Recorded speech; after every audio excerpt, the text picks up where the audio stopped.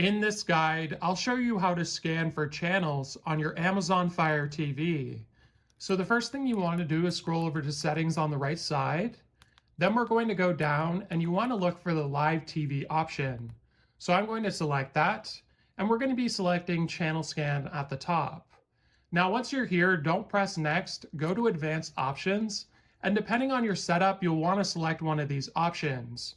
So I'm using digital only, so I'd select this. But if you have analog, digital and analog, or cable only, go ahead and select that. Now, once you've selected it, press the back button on your remote. And now we're going to go to next.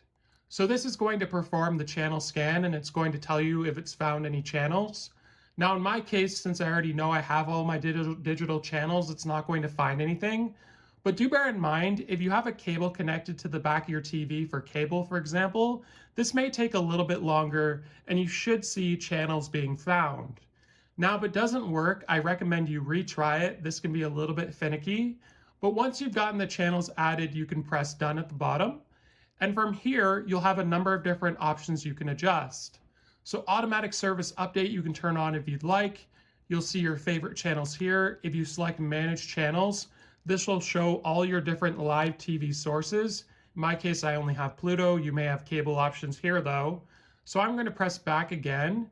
And here's where you can adjust parental controls and sync your sources. So if for some reason you want to rescan your cable, for example, or your antenna, you can go to antenna channels and do a channel scan here, as well as you have a number of different options here for your apps.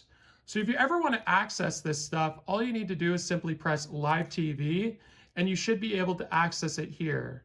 So if this video was helpful, like and subscribe and we'll see you in the next one.